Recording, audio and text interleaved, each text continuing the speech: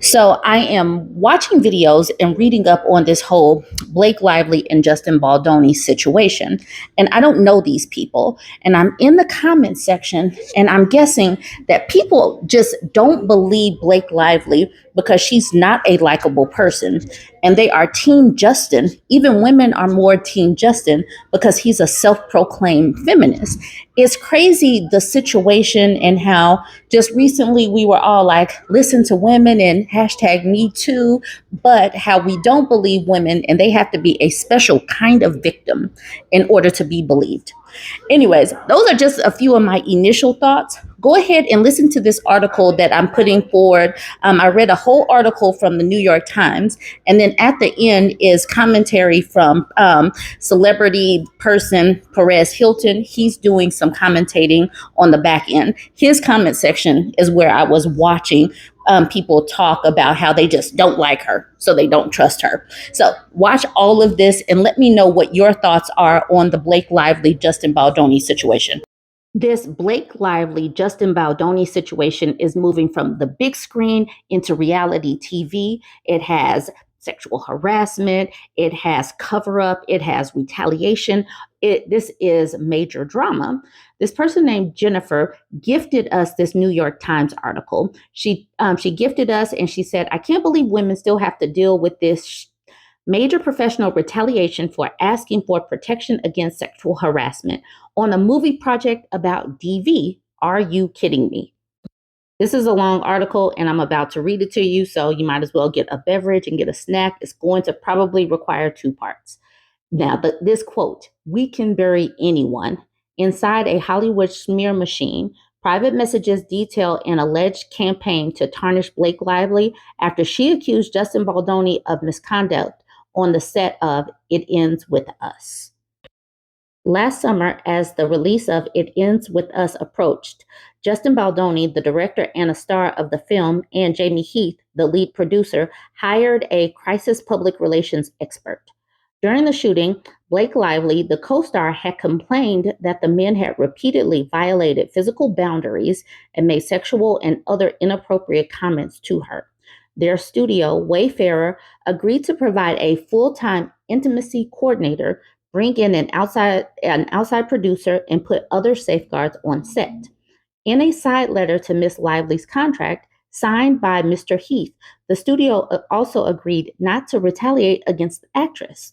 But by August, the two men who had positioned themselves as feminist allies in the Me Too era expressed fears that her allegations would become public and taint them, according to a legal complaint that she filed Friday. It claims that their PR effort had an explicit goal to harm Miss Lively's reputation instead. Her filing includes excerpts from thousands of pages of text messages and emails that she obtained through a subpoena. These and other documents were reviewed by the New York Times. There have been long figures behind the scenes shaping public opinion about celebrities through gossip columns, tabloids, and strategic interviews. The documents show an additional playbook for waging a largely undetectable smear campaign in the digital era. While the film about DV was a box office hit, making nearly $350 million worldwide, online criticism of the actress skyrocketed. He wants to feel like she can be buried. A publicist working with the studio and Mr. Baldoni wrote in an August 2nd message to the crisis management expert Melissa Nathan. "You know we can bury anyone," Miss Nathan wrote. In the following weeks, Miss Nathan, whose clients have included Johnny Depp and rappers Drake and Travis Scott, went hard at the press, pushing to prevent stories about Mr. Baldoni's behavior and reinforce negative ones about Miss Lively, the text messages show. Jed Wallace, a self-described hired gun, led a digital strategy that included boosting social media posts that could help their cause. An attorney for Wayfarer said in a statement to the Times that the studio, its executives, and public relations representatives did nothing proactive nor retaliated against Miss Lively and accused the actress of another desperate attempt to fix her negative reputation. These claims are completely false, outrageous, and intentionally salacious with an intent to publicly hurt and rehash a narrative in the media, The lawyer Brian Friedman wrote, Mr. Friedman did not address her allegations about misconduct during the filming by Mr. Baldoni and Mr. Heath. He alleged that Ms. Lively planted negative and completely fabricated and false stories with the media about Mr. Baldoni, which he said was another reason why Wayfarer Studios made the decision to hire a crisis professional. The effort to tarnish Ms. Lively appears to have paid off. Within days of the film's release, the negative media coverage and commentary became an unusually high percentage of her online presence, according to a forensic review she sought from a brand marketing consultant. Miss Lively, who's married to actor and entrepreneur Ryan Reynolds of Deadpool fame and is close with Taylor Swift, experienced the biggest reputation hit of her career. She was branded tone deaf, difficult to work with, a bully. Sales of her new hair care line plummeted. Is Blake Lively set to be canceled? Read a Daily Mail headline 1 week into the attacks. Mr. Baldoni, by contrast, emerged largely unscathed. This month, he was honored at a star-studded event celebrating men who elevate women, combat gender-based violence, and promote gender equality worldwide. On Saturday, however, after this article was published, the talent agency William Morris Endeavor stopped representing Mr. Baldoni, said Ari Emanuel, chief executive of Endeavor, the agency's parent company. Ms. Lively's complaint against Mr. Baldoni, Mr. Heath, Wayfarer, Steve Sorowitz, a co-founder of the studio, Mr. Wallace, Miss Nathan, and Jennifer Abel, another public relations executive involved in the campaign, alleges sexual harassment and retaliation, among other claims. The complaint filed with the California Civil Rights Department is a precursor to a lawsuit. In a statement, Ms. Lively said, I hope that my legal actions help pull back the curtain on these sinister retaliatory tactics to harm people who speak up about misconduct and helps protect others who may be targeted. She also denied that she or any of her representatives planted or spread any negative information about Mr. Baldoni or Wayfarer. We should have a plan. In May, several months after the filming wrapped, Mr. Baldoni realized that Mr. Reynolds had blocked him on Instagram. We should have a plan for if she does the same when the movie comes out, Mr. Baldoni wrote of Miss Lively in a text exchange that include Miss Abel, a publicist who has long worked with him, and Wayfarer. Plans make me feel more at ease. Mr. Baldoni, 40, and Mr. Heath, 55, have a lot riding on the film, which is based on a best-selling novel by Colleen Hoover. Mr. Baldoni was best known for the CW satirical romantic dramedy, Jane the Virgin. Wayfarer provided the resources for bigger ambitions. It was bankrolled by the billionaire Steve Sorowitz, who is co-chair of the studio with Mr. Baldoni. They and Mr. Heath, the chief executive, are all deeply involved with Baha's religious organization, which promotes unity, peace, and gender equality. Mr. Baldoni has presented himself as an ally to women, writing books, co-hosting a podcast with Mr. Heath, and giving talks on toxic masculinity. Miss Lively, 37, was by far the bigger star. The TV show Gossip Girl catapulted her to early fame, and she appeared in films ranging from The Sisterhood of Traveling Pants to The Town. She built businesses outside the entertainment industry, appeared on the covers of glossy magazines, and amassed more than 45 million Instagram followers. Miss Lively had expressed concerns about Mr. Baldoni from the beginning, according to her legal complaint. Before the shooting began, for example, she objected to sex scenes he wanted to add that she considered gratuitous. Now, this is interesting, and we've talked about this before, how these men know how to talk about toxic masculinity and feminism and how they invade our spaces, and that's a way for them to hunt for their prey. This seems like a real life example of things that we talk about. In November 2023, as the cast of It Ends With Us was preparing to resume shooting after a months-long writer strike, Miss Lively went to Wayfarer with the side letter seeking safeguards. So this is Mr. Baldoni, and that's Mr. Heath. Our client is willing to forego a more formal HR process in favor of everyone returning to work and finishing the film as long as the set is safe moving forward, her legal team wrote to the studio. She detailed her complaints during the meeting with Mr. Baldoni, Mr. Heath, and other producers in January, according to the legal filing. She claimed Mr. Baldoni had improvised unwanted kissing and discussed his sex life, including encounters in which he said he may not have received consent. Mr. Heath had shown her a video of his wife naked, she said, and he had watched Miss Lively in her trailer when she was topless and having body makeup removed, despite her asking to look away. She said that both men repeatedly entered her makeup trailer uninvited while she was undressed, including when she was breastfeeding. In agreeing to the terms that Miss Lively sought, Wayfarer acknowledged that although our perspectives differ in many aspects, ensuring a safe environment for all is paramount, according to her filing complaint. There is going to be a part 2 because, like I said, this is a long article. So this is part 2 of We Can Bury Anyone inside a Hollywood smear machine that was trying to bury Blake Lively after she accused Justin Baldoni of misconduct on the set of It Ends With Us. So this is part 2. By the spring, Miss Lively told people she worked with that the men's behavior had improved with the new protections, but she was now in a creative battle with them. With the support of Sony, the film's distributor, she made her own cut of the movie, bringing in editors and a composer and adding one of Miss Swift's songs. In the end, Sony and Wayfarer went with Miss Lively's cut, and she got a producer credit. As the film release neared, Miss Lively and other cast members informed Sony and Wayfarer that they would not do any appearances alongside Mr. Baldoni. So did Miss Hoover, the author who had her own dissatisfactions with him and had become more upset after he told her about Miss Lively's allegations, according to text messages from Mr. Baldoni and Mr. Heath. Most importantly, untraceable. By the first week of August, Wayfarer and Mr. Baldoni had retained Miss Nathan, who had worked with high-profile clients, including Mr. Depp, whose ex-wife Amber Heard accused him of physical abuse.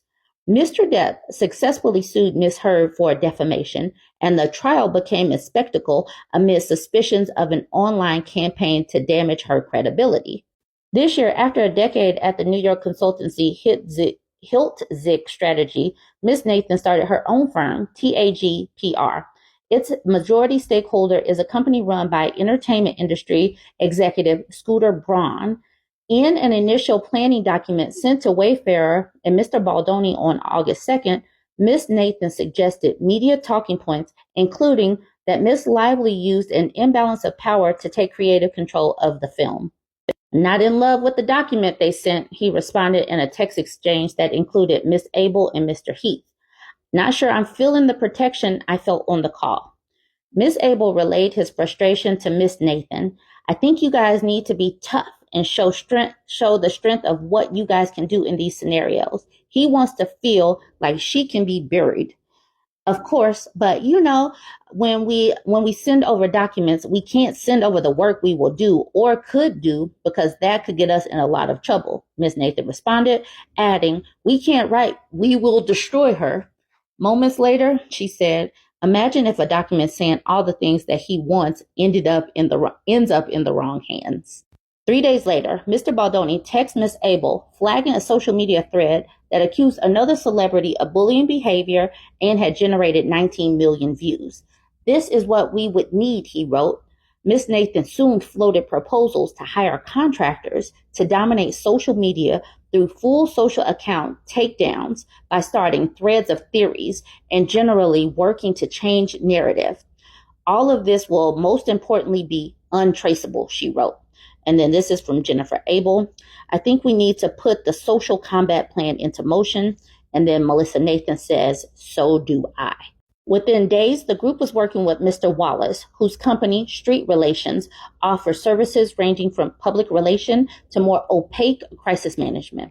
He is a somewhat enigmatic figure with very little digital trail. But court records show that his clients have included Paramount Pictures and the YouTube personality Aiden Ross.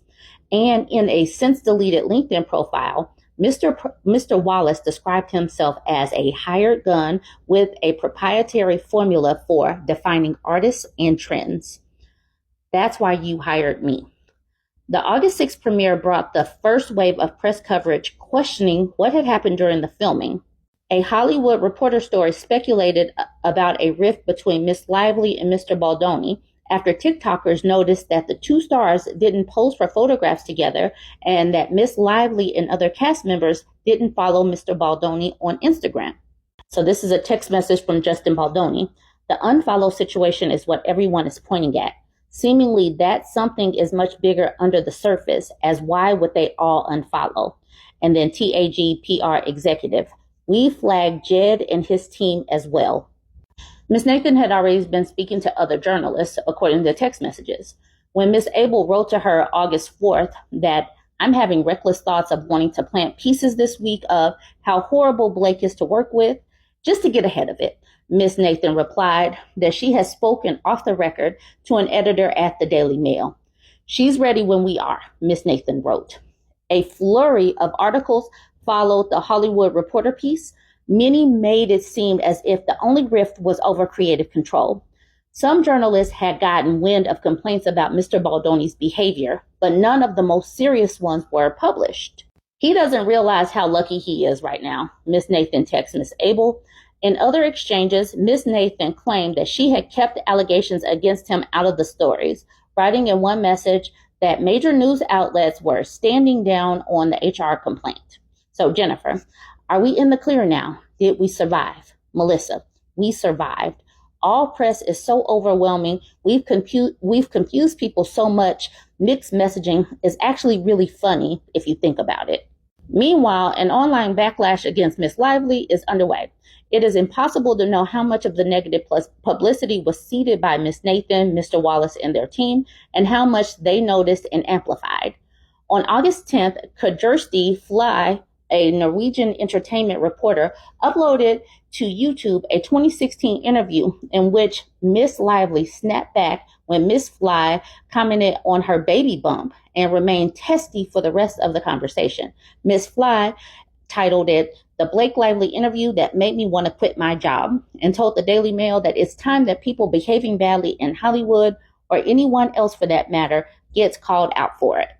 After publication of this article, Ms. Fly on Sunday contacted the Times and said she had not participated in any orchestrated effort to harm Ms. Lively's reputation. In an email, she said that she had resurfaced the 2016 interview independently this past August. It was neither coordinated nor influenced by anyone associated with the alleged campaign, she wrote. It wasn't the first time she had posted a video aligned with a client of Miss Nathan. In 2022, in the Mr. Depp's legal battle with Miss Heard, Miss Flies posted clips of her interviews with the actor tagged #Justice for Johnny Depp. During the film rollout, Miss Lively was also accused of being insensitive about DV. The official promotion plan instructed the cast to focus more on the uplifting aspects of the movie than on abuse, and to embrace a floral theme. Her character has a flower shop. In several appearances, she never made reference to DV at all, and she faced criticism when her Betty Boo's beverage company was promoting the film, given the role alcohol can play in abusive relationships.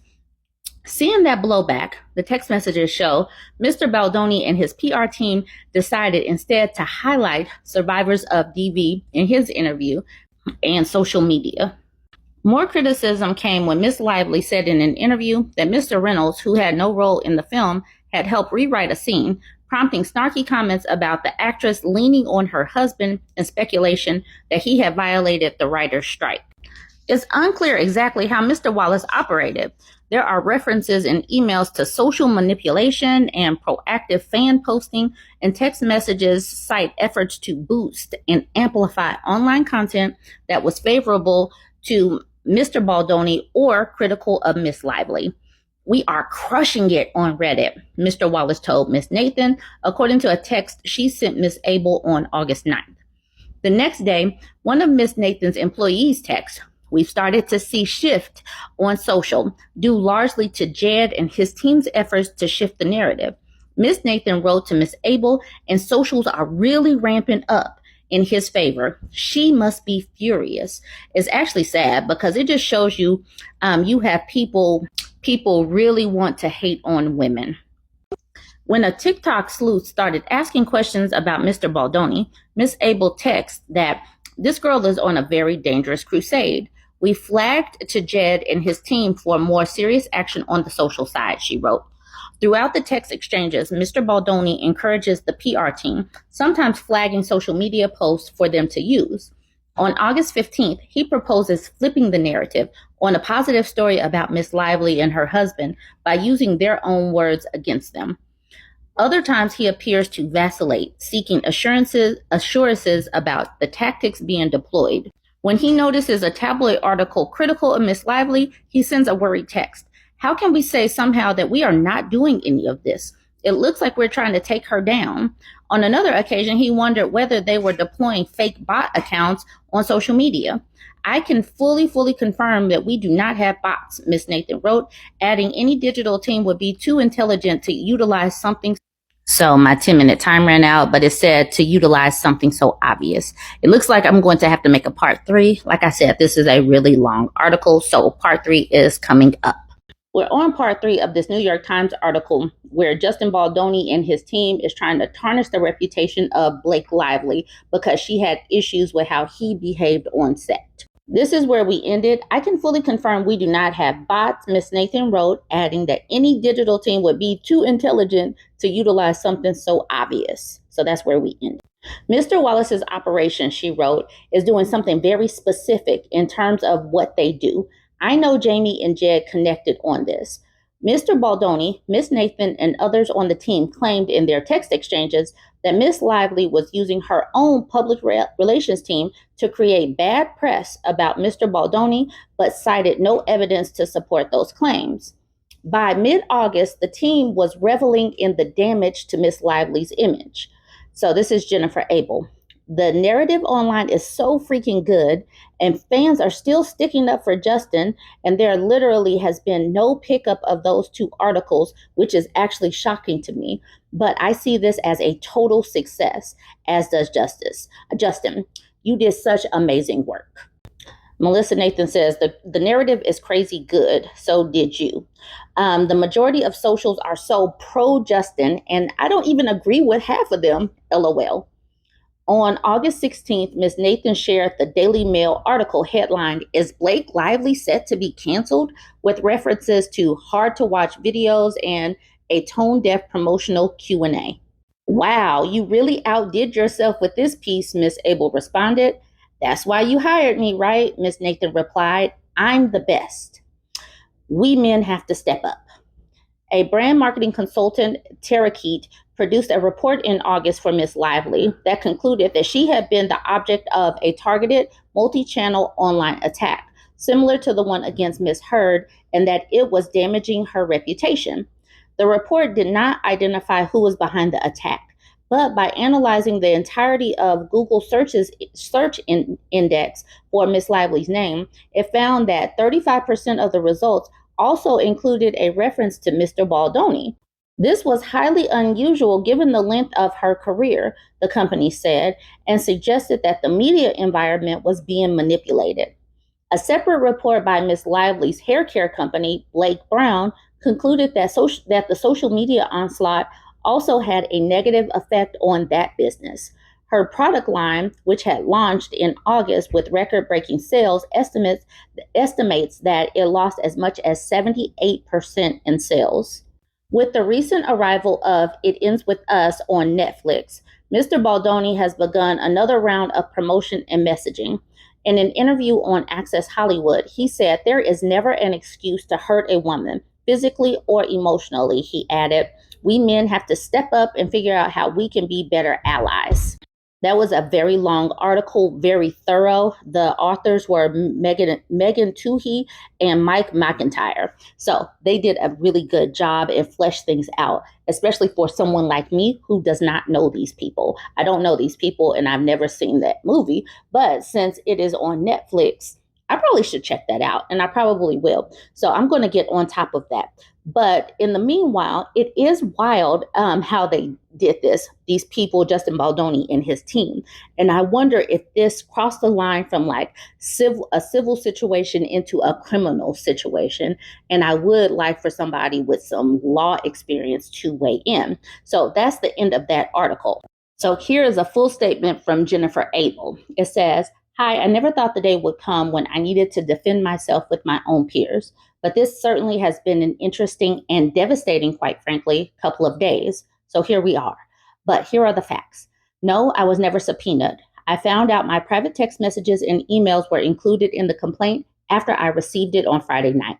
And then the New York Times contacted me 1.5 hours after receipt. They had already reviewed the 80-page document and had questions prepared, and apparently also received thousands of documents with our correspondence that we never saw.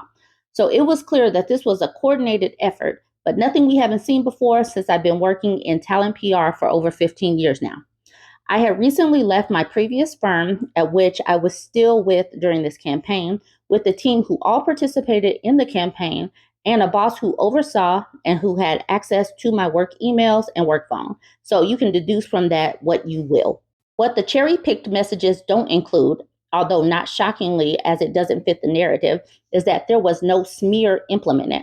No negative press was ever facilitated, no social combat plan, although we were prepared for it as it is our job to be ready for any scenario. But we didn't have to implement anything because the internet was doing the work for us. Sure, we talked about it, contemplated if we needed certain things, flagged accounts that we needed to monitor, worked with a social team to help us stay on top of the narrative so we could act quickly if needed. And yes, we rejoiced and joked in the fact that fans were recognizing our clients' heart and work without us having to do anything but keep our heads down and focus on positive interviews for our client.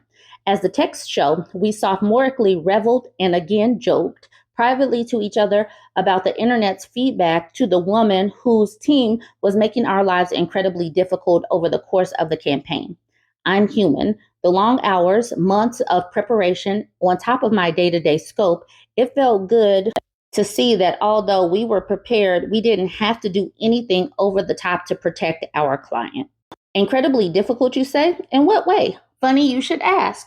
I was notified at the start of the campaign that the opposing team had been planting horrible stories about my client as a fail-safe if my client did not comply with the demands set forth for the campaign, which is why we brought on Crisis.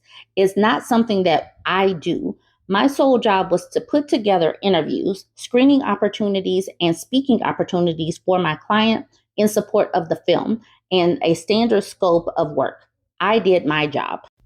Now, what kind of woman will work against another woman who was a victim of all the things being claimed? Thanks for asking. After reviewing the evidence, facts, and hard proof that countered every single thing that was being claimed and demanded at the start of production, I made a choice to stand by my client of almost 5 years, who had dedicated his life to the equal treatment of others, especially women, who had no incidents of negative treatment of others, and who had a wonderful community and team at Wayfair who all had the same moral fortitude and lived their life accordingly. As representatives, we all have to make that choice. So I did that to the best of my ability and felt good about our efforts. Is my client perfect? No. In fact, he says that he's not perfect so constantly to the point I tell him he needs to be less self-deprecating because it could be taken the wrong way. Are Blake's feelings valid? It's not my position to say or speculate what she was feeling in these moments that she claims, and I would never slam a woman for speaking her truth. But at the end of the day, if it's not the truth and there is evidence that proves otherwise, then as a representative, I have to do what I feel is right as well.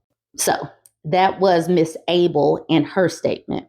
So this is all going on. This seems like a situation that is going to be unfolding, but the New York Times article was very thorough.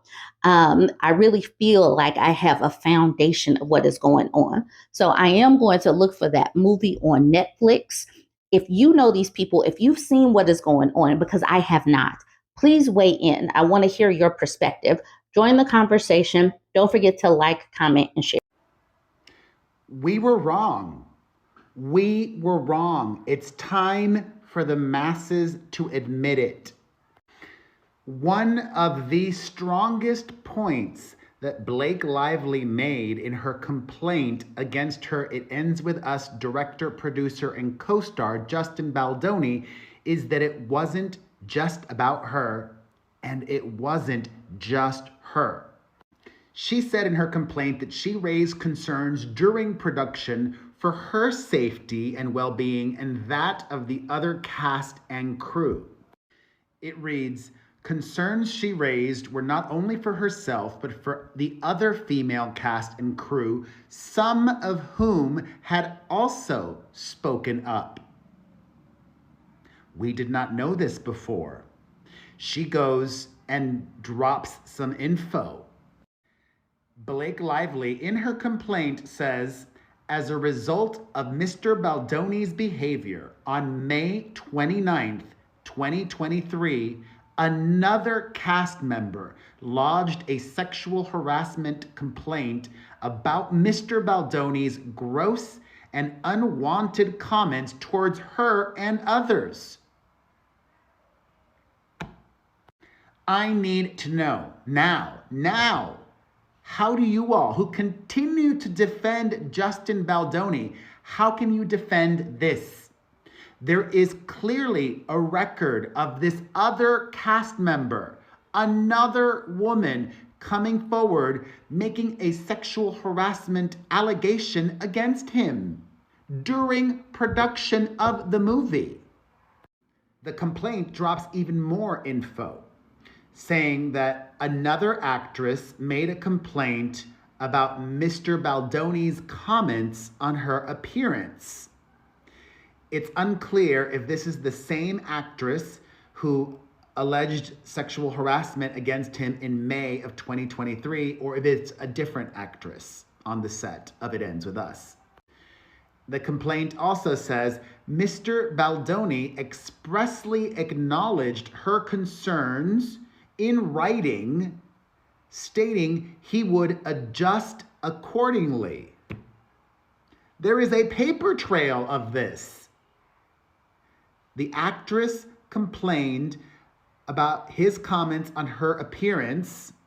He acknowledged her concerns in writing and said that he would adjust accordingly. Yet, the complaint continues, on June 8th, 2023, okay, I think it's probably the same actress because the initial complaint was May. On June 8th, 2023, that actress informed Miss Lively that outside of anything in a scene, I actually cannot talk to Justin at all. Mr. Baldoni later expressed suspicion regarding Miss Lively's friendship with this actress, as if they were colluding against him. It's just wild. So many women choosing not to believe a woman, and now women, plural. The lawsuit details Baldoni's alleged behavior on set, including, as I mentioned earlier, referring to her and others in the workplace as sexy.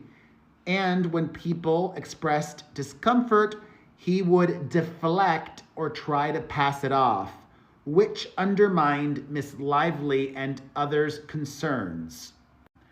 For example, the complaint continues, on one occasion that Miss Lively observed, he told a female cast member that her leather pants looked sexy when she arrived on the set. I get it. Many of you probably think this is harmless, but I thought we weren't supposed to be commenting on women's appearances and bodies. And I thought a self-proclaimed feminist would know that, right? This goes so contrary to the image that he painted publicly for years. Blah, blah, blah, commented on her leather pants, looked sexy when she arrived on set. When she rebuffed his comment because she was uncomfortable, rather than apologizing, he brushed it off with, I can say that because my wife is here today. Miss Lively felt embarrassed witnessing this kind of commentary, as did others. And another incident, which I briefly discussed in another video, Blake Lively wore a low-cut dress to facilitate breastfeeding, but had it covered up with a coat. She had just given birth about 4 months prior when filming began. Quote, when the jacket briefly popped open at one point to reveal the dress, Mr. Baldoni commented about how much he liked her outfit, which flustered Miss Lively, the docs read. Later that day, Mr. Baldoni pressured Miss Lively, who was in her pre-approved wardrobe, to remove her coat in front of the crew and multiple background actors in a packed bar. He said he wanted to see her onesie under the coat because it was zipped low to reveal her lace bra. The docs allege that Baldoni said, "I think you look sexy," in a tone that made her feel ogled and exposed. With other female cast present, she said, "That's not what I'm going for." He bristled and replied, "I'm sorry, hot." "Deeply uncomfortable," Blake Lively responded. "Not that either," Mr. Baldoni responded sarcastically. "I guess I missed the HR meeting and walked away." Afterwards, another woman on the production allegedly spoke with Miss Lively to offer empathy and to share her own similar experiences with Mr. Baldoni, commenting about her in sexual terms. It's impossible that Blake Lively would turn all these women against him.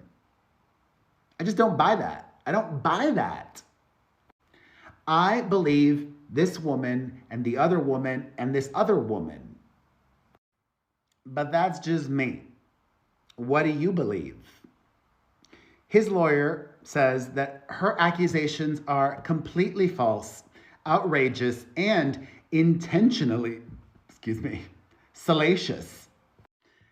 And the public act of all the cast members, including the men, unfollowing Justin Baldoni on social media and refusing to promote the film with him, refusing to do any press with him, I think that speaks volumes. And call me naive, I don't think it's because she's this big celebrity. I think it's because all these people were on set and they saw what happened. Absolutely bonkers. I can acknowledge when I get it wrong. I got it wrong with Blake Lively. But after continuing to pour into this really long complaint, it seems crystal clear. She's got the receipts and all the people to back her up. And what she says happened is most likely what happened, I think. But I'm curious to hear your thoughts. There's a lot to take in here. Share them all with me in the comments section.